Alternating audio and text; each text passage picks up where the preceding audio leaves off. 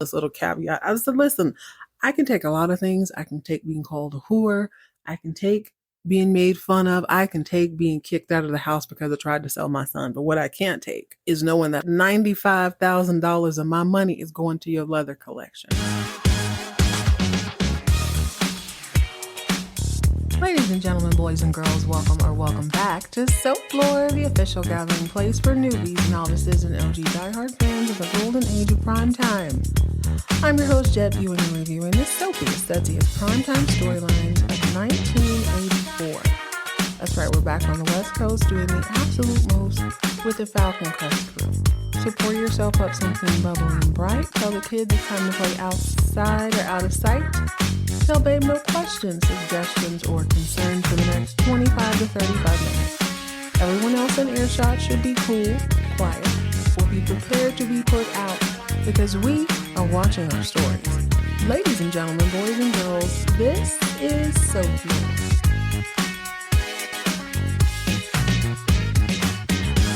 Hello, gorgeous.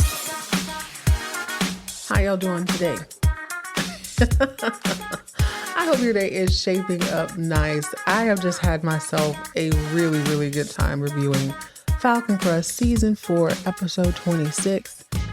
I have a lot of questions, and I find myself in a mood to be extremely grateful. I'm grateful I don't have enemies clawing all over me. I'm not sure I could uphold the veil of villainry like Angela and Richard can. So much to discuss on this action-packed, drama-packed episode of Falcon Crest. But before we go any further, we're going to dive into just a teensy bit of fan mail and discuss a quick little observation. So go ahead and pour yourself up something bubbly and bright as we delve into Season 4, Episode 26 of Falcon Crest, Decline. Oh my gosh, I can remember standing in line at 7-Eleven when I was in college, like praying profusely that I could go, my credit card didn't decline, or a debit card, wasn't even a credit card. I lived in overdraft for like 3 months. I don't know what my problem was. I just couldn't get it together, but Lord, decline. Interesting title. Per usual, they're not going to give a whole lot away with the titles. Not very creative.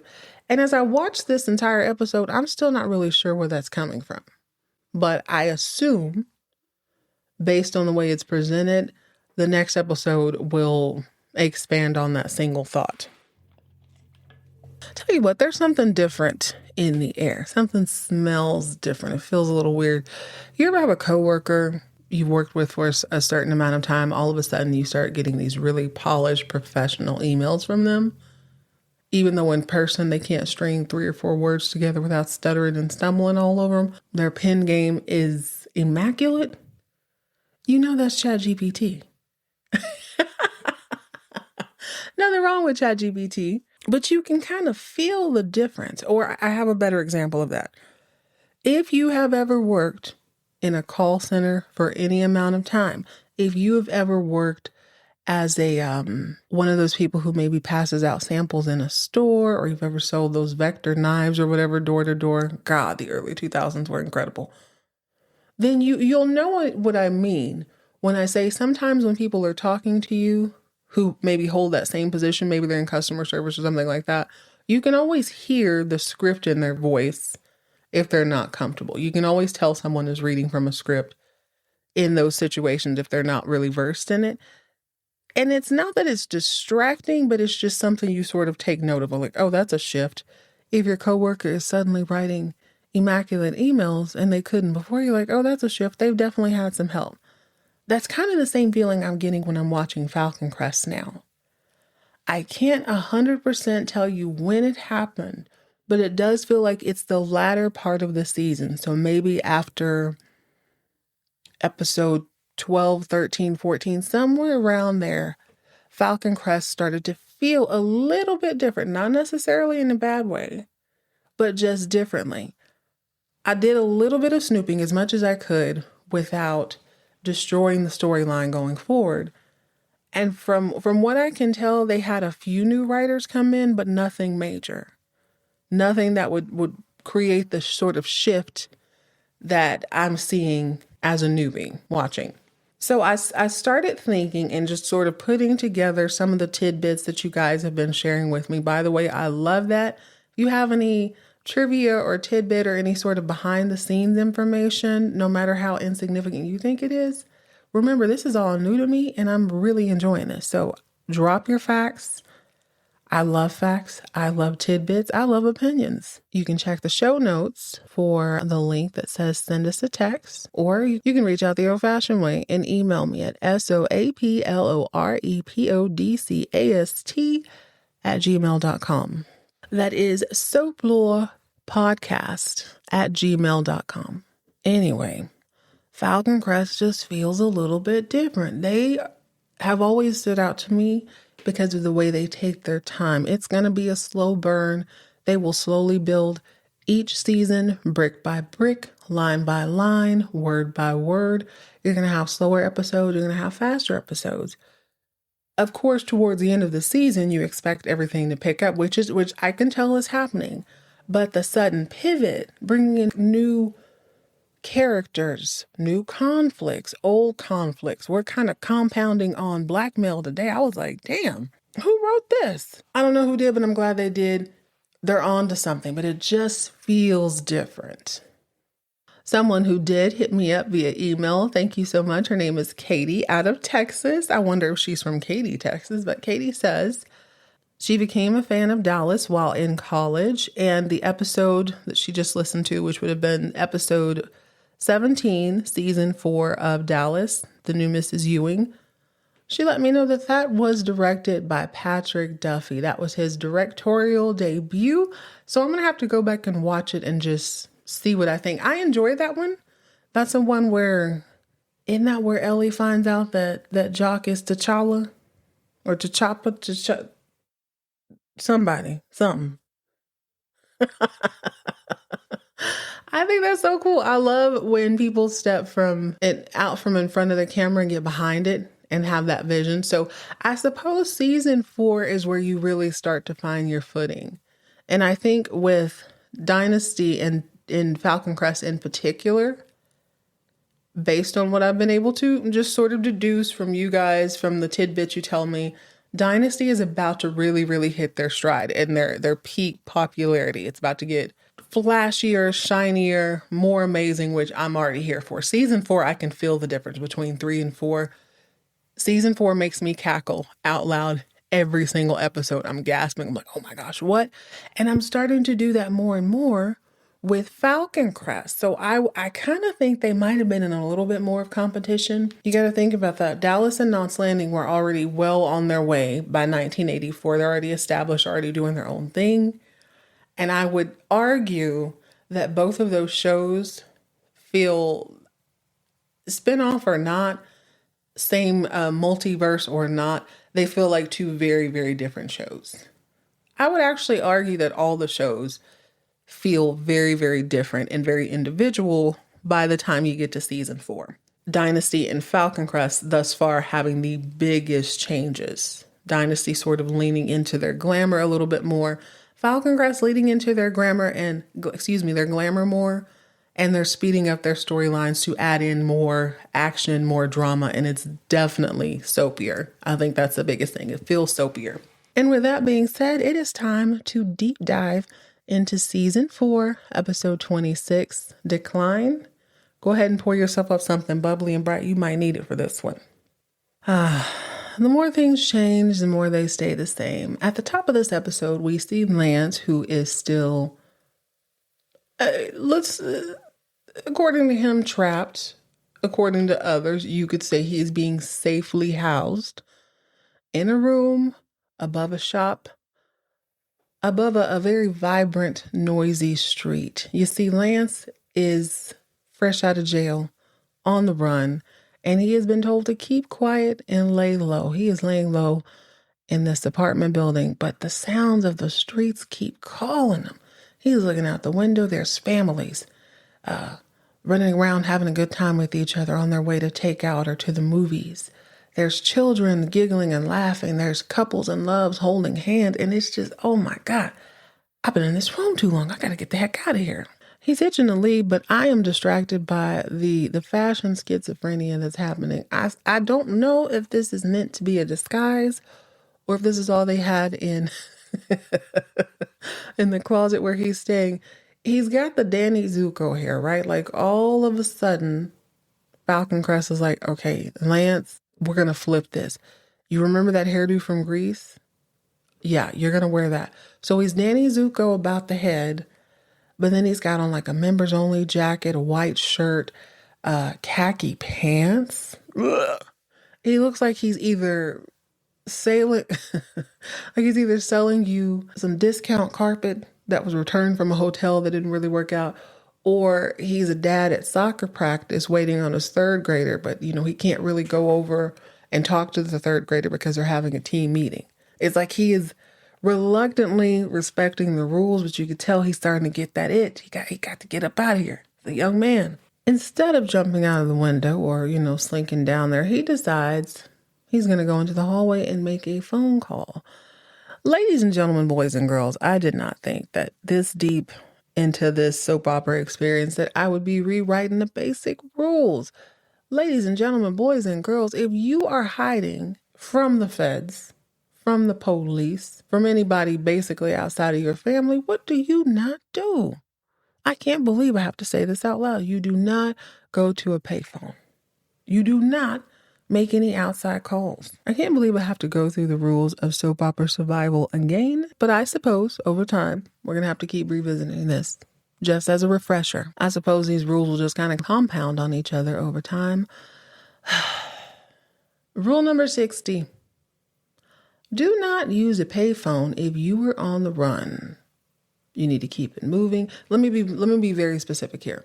Do not use a payphone which requires loose change and the click-clacking of very audible sounding buttons. Do not use a payphone if you are meant to be hiding in your room and you need to be stealthy. That is a noisy distraction. Someone is going to hear you.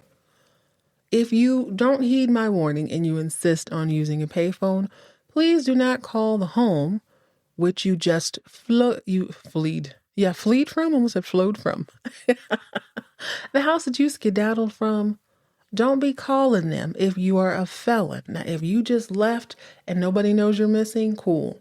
But if you are a felon and you are meant to be in a bedroom, do not use loose, loud change, loud buttons to call a home that you just fled from, because it is inevitably being tapped by the feds. Then, this is what you don't do. Let me take it a step further. If you go into the hallway, make a loud call with change, call the house you just fled from, knowing that the cops are watching the place, the feds are definitely listening. What you don't do is announce yourself very loudly. Hello, this is Lance Cumson. Emma, pick up the phone. Oh, hi, Lance Cumson. This is your Aunt Emma. Lance, where are you? You know where he is? In a headlock now, because now both of y'all are talking too loud. Now he's got to get chokehold and put back into the room. Baby, we're 2.5 minutes into this. He's restless. He's getting a little bit feral. I couldn't believe it. Emma, the sheriff's looking for you. Why are you talking so loud, Emma? On this very tapped phone call. You would think for a family who has so much dirt, so many skeletons in their closet, they have zero survival skills. Not a one. Well, anyway, before Lance is snatched up, he does get a very brief moment where Lorraine comes down the stairs. She snatches the phone, and he tries to tell her he loves her, but he's put in a chokehold and snatched back into his room because everybody's tired playing with him. The call is hung up, obviously, by one of Charlie's. These are the Charlie's nephews or cousins. I'm just going to call them cousins for the meantime.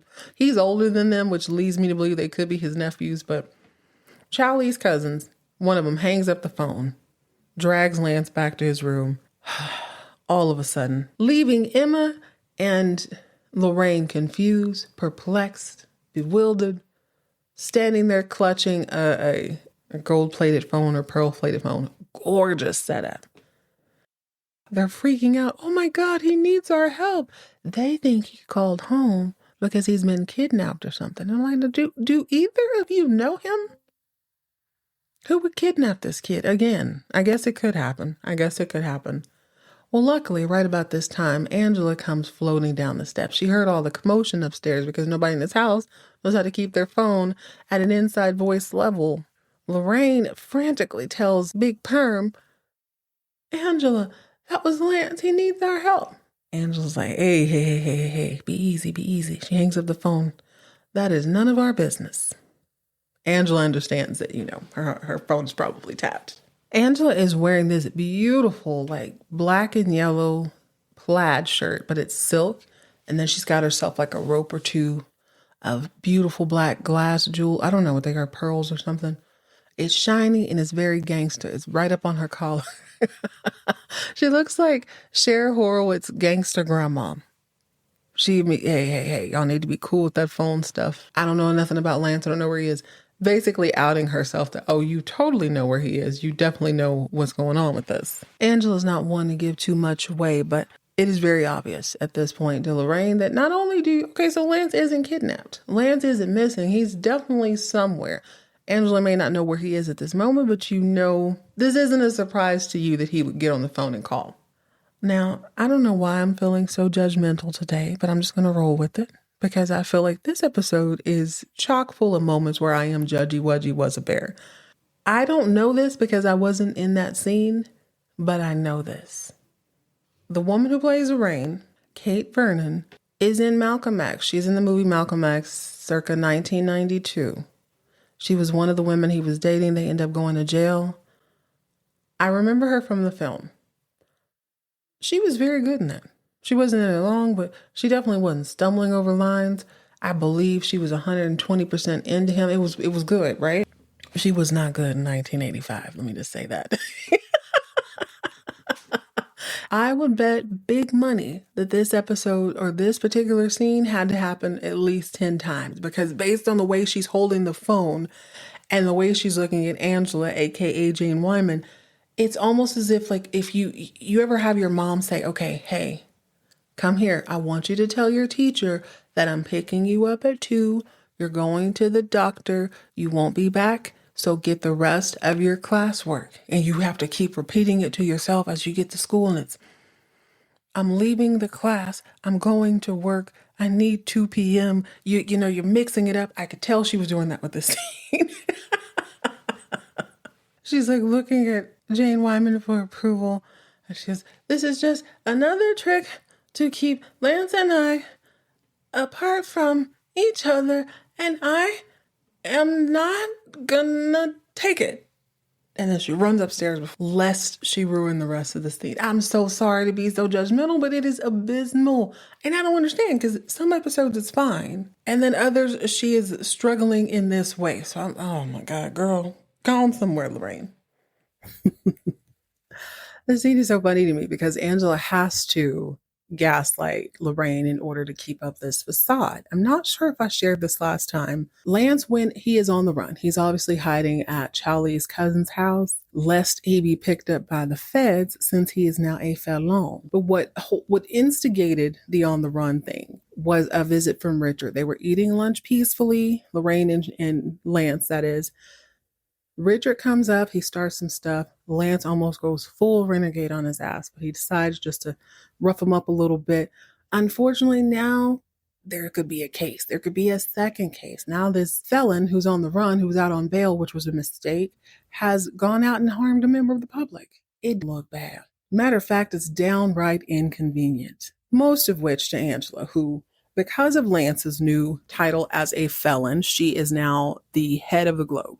So she has to run the globe. She has to continue running Falcon Crest because let's be honest, she is most qualified. And she's got to figure out this Helios deal, which could be the nail in the coffin for both Chase and Richard if she plays her cards right. That's a lot to keep up with, even for the best of us. Even the very best villain needs a henchman and they need a schedule. Unfortunately, Lance acting a fool down at the hideout is throwing way too many curveballs at her. She's got to figure this out sooner rather than later. Plus, she's keeping this all close to the chest. Nobody but she and Charlie actually know for a fact where Lance is. Not even Craig Reardon. But you know what Craig Reardon does know? He knows how to keep an insecure girl on her toes. Next time we see Craig, he's answering the door to his bedroom, which is a hideous yellow. Looks like it's a little girl's room from the turn of the century. That's neither here nor there. Craig Reardon has a butler. Did you know that? I was like, when the heck did he get a butler? I guess he's rich by his own means too. We can only assume that because he owns a horse and stable and all that. So Butler Jeeves comes to the door and he's immediately snooty. He got an attitude because he don't like the fact that a woman like Terry is laid up in the bed with his employer. So it says, "Good morning. Will your friend be joining us? Or will that woman be joining us?" Something real snooty like that. The manimal's too busy reading the paper and he's like, "Oh yeah, she will be joining us for breakfast." "Well, she won't be joining me. I eat in the kitchen." I don't know what that's all about. He's very snooty. He's very jealous. But we now know that there is help at the Reardon Manor. The manimal goes to sit on the bed, and I thought, God, his butt is awfully close to her face. But maybe that's his way of waking her up so she can go ahead and move on without her day. Because it does stir dear Terry. She wakes up all dreamy-eyed, and oh my gosh, was that a dream? The manimal plucks a piece of hay from her hair and says, "You know what, darling? Dreams very rarely leave evidence." He enunciates everything. "So you mean to tell me that the night previous, Aunt Terry comes over, they have an actual physical roll in said hay in the barn, and then come back and lay in the bed? Two fully consenting, wealthy adults with resources like running water, soap, electricity. Yeah, they get it in, they get it on, and then they get right back in that bed. Can you imagine what that room smells like?" Reminds me of this museum exhibit I went to one time in Amarillo or Abilene. I can't remember which city. Doesn't matter. I love reading placards. And I come across this story of a man who fell in love with this sort of fancy lady back east. She wasn't super wealthy, but she was wealthy enough. He goes back east and he convinces her, got this wide open plains. We're going to be pioneers. I'm going to build you this, that, and the third. She falls for him and she falls for the dream. Well, she gets on the train, many horse rides, carriages, all this. This is like the turn of the century. Not this century, the last one. Anyway, she gets to Amarillo or Abilene, and it is cold, it is windy, and there ain't no trees in sight. She's like, wait a minute. Where am I going? This guy has a 1-bedroom shanty, which is par for the course for pioneers back in the day, or enterprising young men who wanted to make something of themselves in cattle and or oil. So it's a 1-room shanty, just enough room for you to kind of lay down. You have to cook on an open stove. I mean, it's not a lot of space. Picture of a decent walk-in closet. She ain't bougie, but this is not what he said. And I guess she deduces that, okay, well, if you can build a 1-room shanty, if you can just build this like 6 times, that makes for decent size house, we'll be fine. So she sticks it out. She can live with the 1-room shanty. She understands she's going to have to get her hands dirty a little bit, but she can't get over this. Like, what the heck is it smell? What does it smell? Turns out that at this time, they used to burn buffalo patties. It's exactly what you think it is. Picture a big heaping. We're not even going to go there. This is a classy podcast sometimes. They have to burn that for fuel. Like, he's that poor. He actually had no money. He just was a really good salesman. And try as she may, she said, you know what? I can put up with a lot of things because you're kind of fine. But what I won't do is burn doo-doo to keep myself warm. Not when my daddy has train fare money. And that's exactly what she did. She called up her daddy or sent a telegram, had to wait 6-7 weeks to get that train ticket, and baby girl was gone. I have never agreed with someone in history so quickly over something so trivial. Speaking of trivial, Richard. Richard's villain arc is always a little bit wobbly. It never fails. It seems like he hones in on something, which makes him a wonderful businessman because he won't stop until he gets to the root of it, figures out what the weaknesses are. But also, that only works when you have something to gain. Richard continues to forget that he is actually losing the things that he loves time and time again because he just don't know when to quit. So at the top of this episode, we see that Richard is doing some deep digging. He wants to know all about Chase's money problems. He's just convinced that the reason Chase doesn't want to jump into bed with Helios, this big conglomerate, is because he don't have the money, which is not true. As Leather Pants Pam points out, not only does Chase have the money, he's got a 5-star credit rating. He's got millions in the bank, 25 to be exact. He's rich. but it seems like he has champagne problems. Literally champagne problems. His champagne is not moving off the shelf the way it should, so he doesn't actually have the capital. I hope I'm saying that right. I'm going to need to really hone in and study a little bit more to make sure I'm delivering this properly. Plus, one bad business deal could really, really tank all the efforts he's made thus far, which makes it all make sense. Connie coming in, bringing in a new leg of wine or spirits or whatever. Okay, he needs that to work sooner rather than later. But you remember there's a whole issue with the yeast. It's going to be another 6 months. So it's not that he doesn't have the money. He's just a little bit overextended at this time. If this was a little bit later, he'd be fine. Richard sees this as a moment to pounce. In addition to try to bring Chase down, he's also obsessed with Cassandra. He wants to get to the bottom of who she is and what she's really about. I don't know why. It doesn't seem like he's suspicious, but I think he just likes having that control over everyone. So most of the episode, he is barking orders over the phone at some do-dirt PI who can't really find a lot of information. All they can find is, yeah, she was raised back east. Apparently she's been married because he says, yeah, her maiden name is da-da-da-da. I don't know her maiden name. Her married name is da-da-da-da. Figure out who she is and quick. Meanwhile, Cassandra and her brother, Riker, that's not his name, but that's his name today, are doing okay. Remember, they are well aware that they are in this scheme and it's on a time schedule. They got to get this thing burning before long. It seems like this building she owned in New York, the super high rise, has sold. So they now have more than enough money to bury Angela Channing, as they put it. Of course, there's a meeting at Falcon Crest between the three owners, Richard, Angela, and Chase. And Chase is basically walking in there, chest held high, chest covered because he's buttoned up today. And he already knows the game. He's not even looking at this as a business opportunity. He's looking at this as sabotage, which is exactly what it is. Here's the thing. It's always been sort of obvious that Chase is touted as the Boy Scout. He's the good guy. He's the reluctant hero showing up to take over something that turns out to be a passion. And he's always got to fight against his semi-demi-evil supervillain of an auntie and his newfound half-brother. Now, here's the truth. Each one of them is a villain to each other, but there really is levels to this. So the game that Chase is playing is, I'll just hold out. You guys can't buy me out if I don't sell out. And if worse comes to worse, I'll just start my own company. This inevitably leaves him open to losing his portion of Falcon Crest. So he's going to have to bank on the champagne working out and then purchasing land elsewhere. Luckily, he has a daughter-in-law that could work out. That's just me saying this. This is me, Jet, saying that. I don't know if that's the case. Richard, amazing businessman. He's focused. He's not easily rattled. But when he is, he's hyper fixated on it to the point where he just won't let anything go. So Chase basically tells Angela and Richard to kick rocks. He ain't doing it. Angela already knows she has more money than God, so she can buy out both of them if the time comes, if and when the time comes.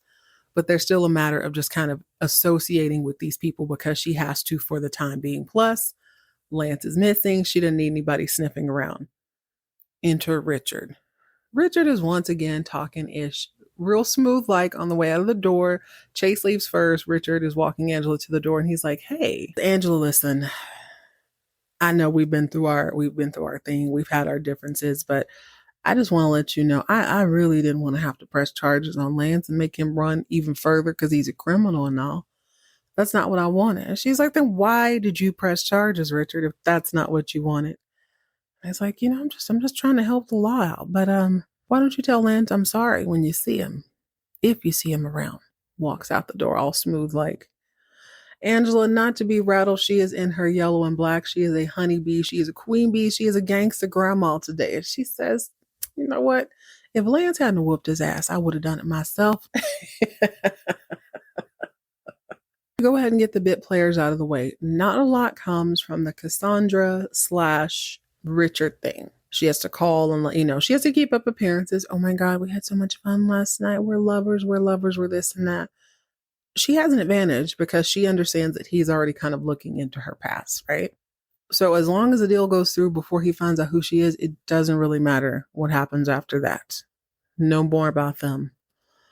Trying to decide what happens. Okay, let's talk about bad girl Melly Mel real quick, and then we'll move on. So you know how Richard thought that Chase had money problems, or he's kind of framing it as if he does?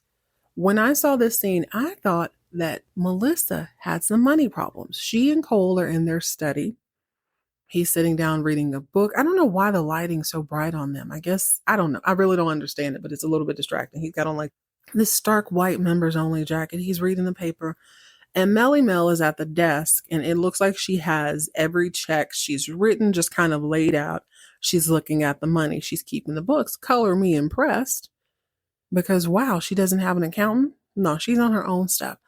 She's looking a little bit nervous. I'm like, oh my God, is Melly Mel about to go broke? How could this be? This is why she needs a Reardon. This is why she needs a lawyer in her corner and some sort of admin staff to take care of these things. Now, she and Cole are about to go to the movies, but she tells him, oh, I got to run to the bank real quick. They made a mistake on something. Let me make you a sandwich. And then when I come back, we'll go to the movies. And he's like, oh, okay, cool. He's reading the paper all casually. Then this fool says, Melissa, how's Robin doing? Melissa's like, I'm sure she's fine. Why? Cole says, well, she ran out of here so fast, I was just kind of worried about her. Okay, am I tripping? So much so. I thought, wait a minute, why is he asking that? Shouldn't he be trying to tell her what happened? No, he seems almost indifferent. He's just very kind of casual, like, hey, what's up with your girl Robin? So I stopped the show and I went back and I watched the end of the show previous. The last time we saw them, he was getting it in with Robin, and then it was the next morning where Mel comes and she's like, it was a bad idea. I should have never brought that up to you. I'll never bring it up again. But he was acting like he really needed to tell her something. But now on this episode, he's just sort of casual about it. He's not acting nervous. I don't know what's going on there. But Melissa says, don't worry about Robin. She always has a way of landing on her feet. Like Robin always gets her own way of painting a picture. You see what I'm talking about? This ain't the Falcon Crest we know and love. All this is just really rapid. Turns out Melissa is not having money problems. Not the way you and I would think. Matter of fact, Melly Mel is richy rich. She's got $100,000 in a briefcase because she is being blackmailed. I'd all but forgotten about Leather Pants Pam. So LPP comes running up to the car. Oh, of course, they have to set the scene. Melissa takes all day and almost all night, apparently, to go to the bank. She's parked in her little two-seater, and it is raining cats and dogs outside. All of a sudden, you see like this red blurb come by. Someone opens the door. They have a seat.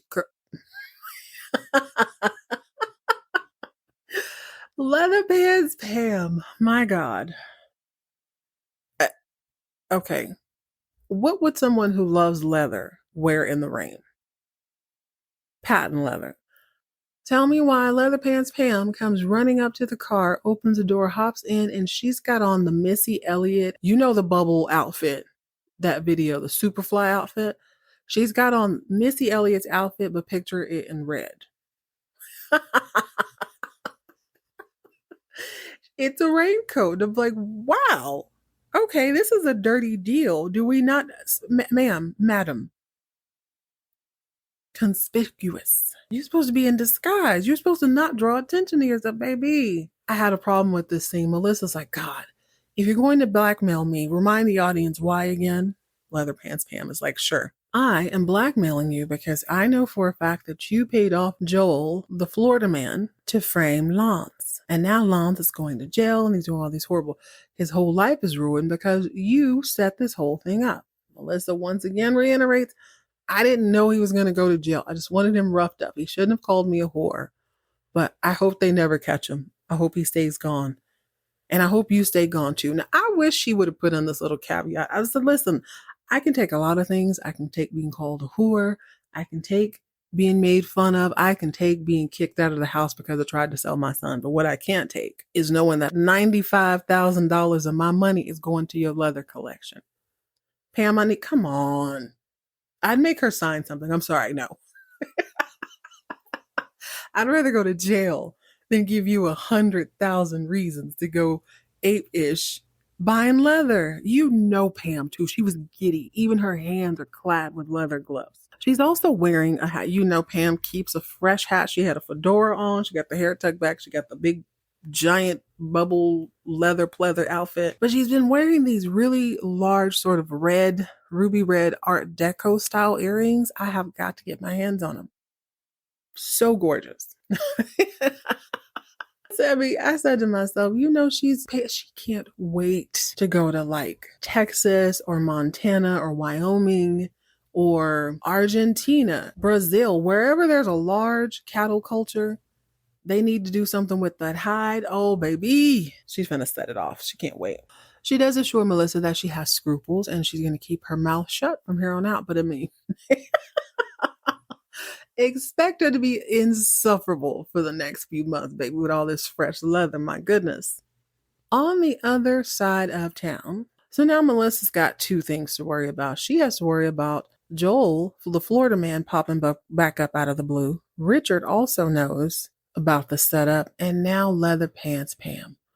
That's a lot of pressure on one person. It's a little bit too much. Back to our supervillain Angela. Juggling a lot of balls, but she seems to be in control. With Lance being on the run, though, even if he wasn't on the run, even if he were in jail, she needs to run the globe, and she just frankly doesn't have much time. She tells Craig Reardon, when he reminds her that, hey, you got to get down there, you got to at least show your face from time to time. She's like, don't worry about it. I know somebody. I know a guy. I got the perfect person to run the globe. Based on the rapid speed in which this storyline is developing, I fully expected yet another new character. Only that's not the case.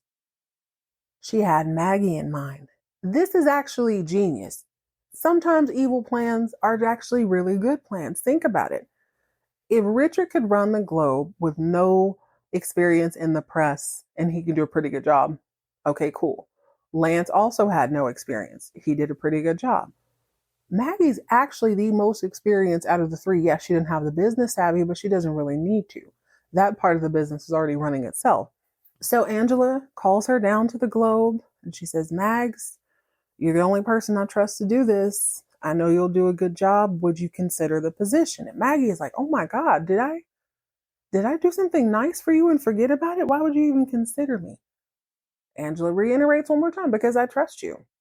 I know you'll do a good job here. So you don't have to give me a yes, but just give me, I'll think about it, Auntie. Maggie pretends to be like, oh, Angela, I never could, but sure, I'll think about it. But I saw something. As Maggie was leaving that office, she was looking around. You could tell she was already rearranging things. Like, I'm going to have this laid out. I'm going to have a glass desk. I'm going to change all this. She's definitely thinking about it. Chase is not having it, though. So that night at dinner, gosh, these shows, it's so interesting, the difference in how they prep food and how they show it. So I guess they're going to make some sort of soup. Mind you, it's just the two of them living at their house, but she has a literal army pot on the stove. She's wearing all white, so I already know ain't no flavor in that, and then they're going to get her dirty.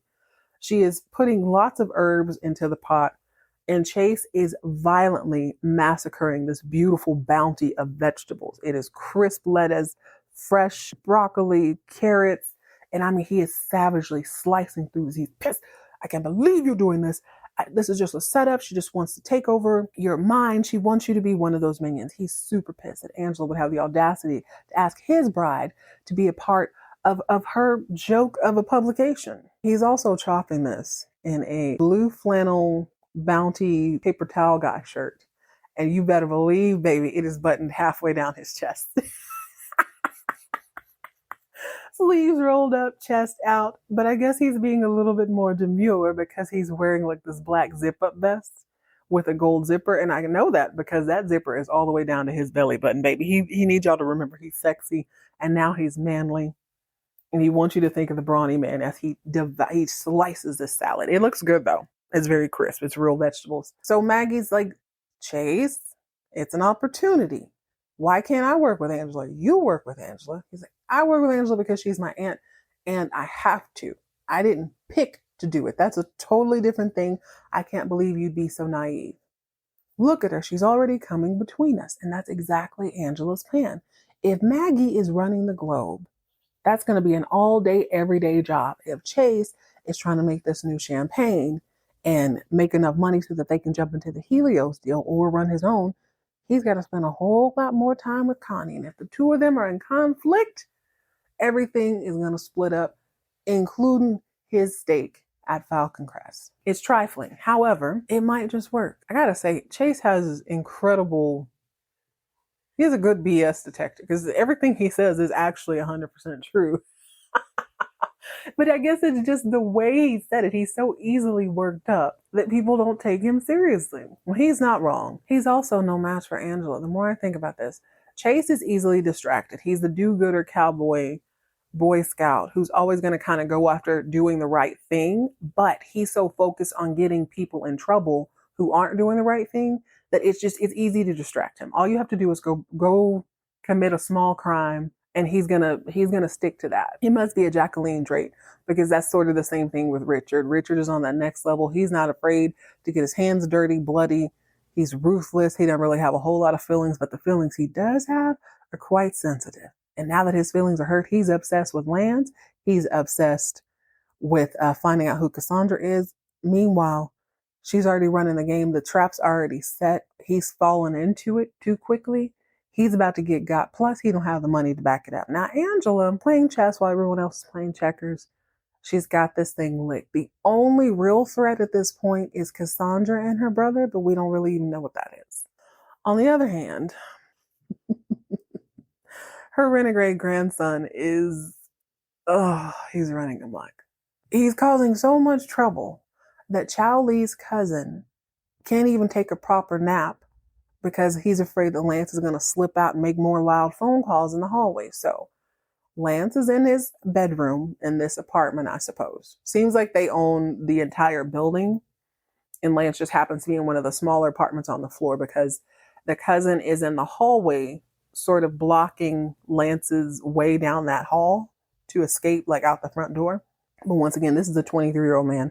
That ain't gonna stop him if he want to do what he wants to do. He is dead set on calling and hooking up with Lorraine. He's already called Chow Lee acting a fool, saying, listen, you tell my grandmother that if she didn't send Lorraine down here, I'm gonna go get her myself. He's horny and also lonely and also bored. So he's bound to do something.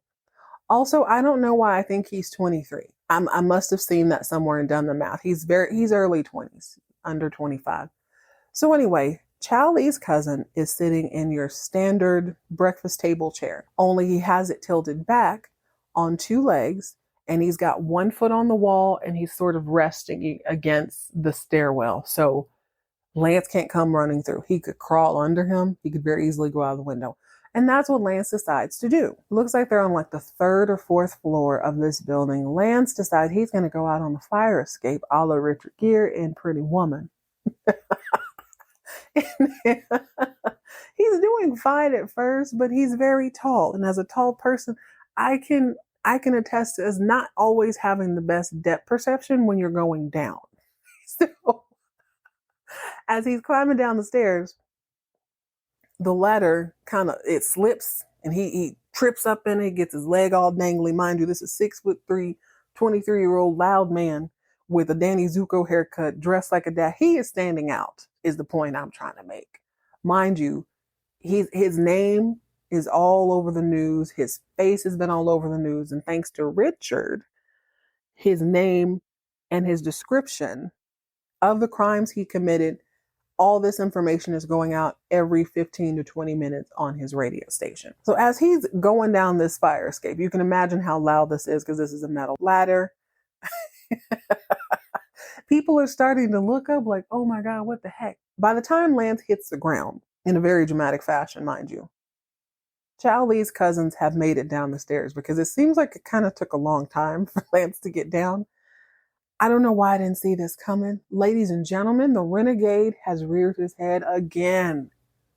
Tell me why we have a full-on action sequence. Ha, hoo, ha, kung fu this, high kick here, spin kick here. He is whooping a whole cell behind in a members-only jacket and khakis. He is really stomping out the cousins. And again, I guess because of all the ruckus, cousin number 4 comes downstairs and he looks pissed. He looks like he's somebody's daddy who was maybe having breakfast with his family, trying to enjoy a nice ice cold bowl of tricks. He hears all this riffraff in the street. What the? Is that? Is he out? Goes downstairs. He immediately whoops Lance's ass real quick, like gets him down on the ground, snaps his arm behind his back. Now, he doesn't say it. This man doesn't say a word, but he says it, not so many words. I'll break this off right here and right now. So Lance is like, okay, chill. Okay, I'll behave. This is embarrassing. This is devastating. And plus, the entire neighborhood just saw this man stomp out 3 people and then get stomped out himself. Then they all watched him go back to the apartment. So now everybody if anybody in the neighborhood wants some reward money, it's not going to be that hard to turn them in. Unfortunately, cousin number 4 has to call Charlie and be like, yo, hey, you need to do something. He's doing a lot. He's out here fighting. He's breaking out every 2-3 hours. We can't even take naps anymore. He interrupted my cereal with my kids. You got to do something about your boy. So Charlie is like, hey, Angela, we go way back. I love you dearly and deeply, but Lance down there acting a fool. My cousin said he did X, Y, and Z. And she's like, oh my God, what an idiot. I hope they slapped him around a little bit. And he's like, yeah, they did. They're actually my best students. I would beg to differ. They are your 5th, 4th, and 3rd best students. Lance is your 2nd, and cousin with the trick cereal is number 1. But he's like, yo, we got to do something sooner or later because he's acting up. Well, while this conversation is happening, Emma hears about this from the stairwell. She just sort of ducks down, gets all the details, and then pops back up when Chow Lee and Angela come out of the study. They're going up to her bedroom to come up with a different plan, I suppose. And Emma's like, hi, how's it going? Where are you going? Acting all suspicious. Angela says, a good guess might be upstairs. I love a smart mouth old lady. When they go upstairs, Lorraine comes in right about this time, fresh off of a shopping spree. Emma runs over to her and says, oh, Lorraine, I need you to take me to the mall before it closes. Lorraine's like, dude, no. I don't feel like shopping. I just went shopping. She's giving her the clues. I think I know where Lance is. Lorraine is quickly filled in by Emma, who's like, hey, Chowley's cousins are keeping Lance safe right now. I know where he's at. Let's just kind of lay low until we need to go over there. Maggie's still sort of going back and forth about this deal. She's not all that impressed with Richard at the moment because she feels like he's pushing the narrative that Lance is this violent criminal. And unfortunately, Lance is kind of buying into it. But she doesn't really like that. She's still committed to proving that there is at least another side of the story, even if he's not fully innocent. So she goes to Richard's office and she's about to tell him that, Angela has offered me this deal. And as soon as she starts telling him that, he gets all smart mouth. Oh, so you come to quit? You want to quit? You want to be my mom? You want to run my life? She's like, you know what? I don't, but now I do. Guess what? You just made this really, really easy for me. I'm going to take the new position at the Globe. And it's as simple as that. You have to feel how you feel. And he's like, she's doing this just to get back at me. She's doing this to drive a wedge between us. This is Richard's literal only friend. I mean, her and Leather Pants Pam maybe, but he and Maggie have no romantic relationship. It's just a good relationship. But once again, he calls her a little minion. He calls her another name, and she's like, I'm too drunk for this, or I'm on Xanax or something. I'm not even going to give you a reaction. I'm out. Bye, Richard. Say hello to the runner of the Globe. Maggie gets back to the office at the Globe and Aunt Terry has shown up and she starts decorating for her. Now, I at first thought this is really hideous. She brought in these really bright whites and bright blues, but the office still has this sort of sepia colored wallpaper and a lot of Richard's old stuff. So it's like a really warm rust colors and then that sepia tone on the wall. Just not going good. It looks crazy, but that's not the point. The point is that Terry has come to do something nice. She's so proud of Maggie. She's like, girl, I can't believe you got the job. Oh. Then she hits Maggie with the Maggie, I'm in trouble. You can tell this conversation has happened more times than a little bit in their family. So Maggie says, okay, lay it on me. What's good? What's happening? What's going on? This is Maggie's lucky day. Terry says, Mags, do you remember when I was on my spring break kick and I lived in Florida for 2 years? She's like, yeah, I remember that. Well, I got married to this guy named Joel and he was really, really sweet at first, but then he got into drugs. He got so deep in the drugs that he was not only using them, he started selling them. It was just horrible. He changed. He was a totally different person. And I divorced him only to have him show up and start blackmailing me now once he found out that Michael was dead and I got this new money. She's like, what? Then Terry goes on to say, I also think that Richard had him set up Lance. I really do feel like that's the case because of what Joel was telling me. He's got this money, blah, blah, blah. So Terry is telling Maggie about Richard being the person who set up Lance. But she doesn't know anything about Melissa. Leather Pants Pam knows that Richard and Melissa had a hand in it, but she's not really pinning it on Richard. So there's still a lot of eyes on this situation, but having Terry come through with an actual name gives Maggie something to work with. And she's going to do her due diligence because she is a good reporter. She's going to do her digging. And apparently she has just enough information to put together this really riveting front page story that she's going to put out into the world to help dampen this whole Lance is a criminal thing. Well, not only does she do that, she decides that she needs to help out her little sister because Aunt Terry goes on to say that she didn't want Greg Reardon to find out and look at her differently, like she's a ruined woman. Girl, okay. If you say so. Hence, one of the most dramatic scenes I've ever seen on this show. The manimal is sitting in his hideously decorated den or lair with the fire on. He's wearing a sweater. Side note, everybody on this episode is dressed like a polo ad. It looks really awesome sometimes, and other times I'm like, okay, it's still California. Probably pretty warm, but anyway. Reardon's chilling by the fire when Jeeves walks in with this hideous man in the yellow boots. What is Curious George's handler's name? That. He's got on his hat. Just picture that. Well, he has it in his hands. He drops his hat on the ground and he says, Jeeves tells the manimal, I was instructed by that woman to lay this hat on the ground. Do you want me to stomp on it or what? Because if you don't have an answer pretty soon, that woman will appear. I love how he says that. He doesn't say, I'm going to let Miss Terry in or she will enter your home. That woman will appear in this house. Sure enough, that woman does appear. She's dressed in all black. She looks like Janet Jackson in one of her videos. I can't remember, but it's black jeans and a sheer long sleeve black top. Love it so much. Comes in, and earlier that day, Maggie had gone to the manimal to smooth things over and be like, hey, my sister kind of had this thing happen to her. She had to reach out to Richard to get some help. I think Lance might have been set up. She knows the guy's name, blah, blah, blah, blah. The manimal is just, he just can't believe it. I'm appalled that she would even be a part of something like that, blah, blah, blah. Maggie then just shouts, well, she's in love with you. They're yelling about two totally different things. So when Terry shows up and she's in her Janet Jackson realness, tell me why this girl kneels. She kneels at his feet, where she sits on her knees at his feet as he sits in his little recliner. And she goes, are you still mad at me? No. Do you still like me? Yup. Like he's about to burp and bark. I don't know what the heck this guy's problem is. Basically, do you still want me? Can I stay here tonight because I have really low self-esteem and you're the only guy in this show that's looking at me right now? I really need to stay. And he's like, yes.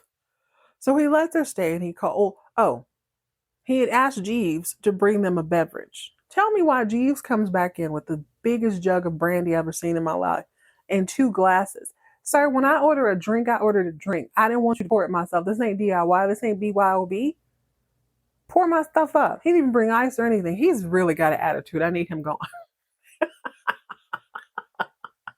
Well, after Terry and the manimal make up, the manimal calls Jeeves back in there and he says, hey, dude, tomorrow when you make breakfast, make sure you don't throw any blueberries or anything. And the lady likes cream and sugar in her coffee. Do you know this moves this woman to tears? This is how low her self-esteem is. She's like, oh my God, you're going to serve me the same breakfast I could get at any gas station when I'm getting my oil changed? I'm so loved. Terry. God, we need to get Terry in Girl Scouts. We need to scrape what little bit of confidence she has into the garbage can and let's start from the beginning. We're going to put you in Girl Scouts. You're going to go all the way from like the daisies to the seniors or cadets or whatever they are. We're going to get her some social skills. We're going to let her feel good about herself, learn some things, earn her confidence badge by badge. She needs help. This is depressing. And I'm not buying the Manimal storyline. This is almost as infuriating as the Jeff and Fallon thing. There is zero chemistry and there's just no reason for these two people to be together. Other than, I guess, her revealing that she knows who Joel McCarthy is, who could be the key to getting Lance freed. Okay, real quick. Auntie Nene is minding her business in the wine house when Chase comes in with this random dude. She sees him. She freaks out.